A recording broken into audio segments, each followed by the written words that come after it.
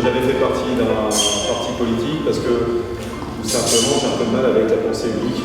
Moi j'aime bien qu'il y ait des mouvements, que ça discute. C'est la démocratie, depuis petit, voilà, je me suis toujours intéressé à cela et j'ai pu donner. Mon engagement politique en fin de compte c'était tout simplement parce que je suis amoureux de ma commune et quand j'avais 15 ans je me suis dit ça serait bien de pouvoir regarder ça pour les enfants. Et c'est fait. On a développé au sein de Marais-Gondoire quelque chose qui s'appelle la PPEANT, qui est la préservation des espaces naturels. C'est une députée active, elle a fait plein de choses. Voilà. La situation de cette élection est difficile, mais pour nous, rien n'est joué. On a rassemblé la droite et le centre. On s'appelle Majorité pour la France. Aujourd'hui, je vais être très clair. Je crois que c'est acté que M. Macron, président Macron, aura sa majorité absolue. Pour notre circonscription, on n'a pas besoin d'un député Macron de plus qui votera absolument tout ce que proposera le président de la République, le gouvernement. Notre positionnement est clair. Une députée constructive et libre. Je voterai tout ce qui sera positif pour mon pays et pour notre territoire. On combattra des mesures dont on ne veut pas et on sera d'autant plus fort pour s'opposer à ce qui ne va pas, car on aura voté ce qui va. Alors on va vous dire le renouveau. Moi je vais vous faire remarquer que dans le gouvernement de M. Macron, le renouveau, les postes régaliens sont tous occupés par des gens qui ont 40 ans de métier. Je suis pour la moralisation de la vie politique. Ce texte, on votera. Et puis bien sûr, il y a l'éducation. Quand le président Macron dit on essayera dans les zones d'éducation prioritaire d'avoir 12 enfants par classe, bien sûr qu'on est pour.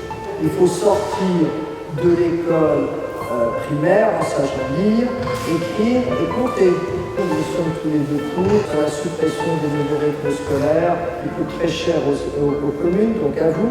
S'il y a un texte de loi pour réduire les normes, les contraintes dans les entreprises, je serai pour, quitte à ce qu'on l'améliore. Par contre, je serais violemment hostile à l'augmentation de la CSG d'1,7% pour les retraités, mais également, attention, les fonctionnaires et les indépendants vont avoir 1,7% de prélevé. Je suis pour remettre les quotients familiales à 2 000 € sur l'exonération de la taxe d'habitation. 80% de la population exonérée de taxe d'habitation. Moi je demande comment on va faire une sur le premier investisseur, que ça soit clair. C'est pas des privés qui font des routes, c'est pas des privés qui font des aires de jeu, c'est pas des privés, voilà, ce sont des communes. Il faut quand même revoir les lois tout départ. Vous ne pouvez pas avoir une police efficace si vous avez une justice extraordinairement laxiste. La majorité pénale à 16 ans, c'est bien, et il faut supprimer la réduction automatique des peines. Il faudra construire des places de prison, parce qu'il y a une surpopulation, il y a des conditions de détention qui sont absolument pas dignes. Le député peut aider aussi sur la sécurité, c'est la vidéosécurité, la vidéoprotection. Il va falloir l'aide médicale d'État, je pense qu'il faut le réserver pour les cas les plus graves. Aujourd'hui, vous avez raison, on a une pénurie de médecins. Il faut former plus de médecins. Alors on essaye de faire des maisons de santé. Ce qu'on essaye de développer au niveau d'Interco, c'est effectivement une compétence médicale pour essayer d'ouvrir justement des maisons de santé. Lorsque j'étais députée, j'étais quand même une députée très active et très présente. Je faisais 2 permanences par an dans chaque commune.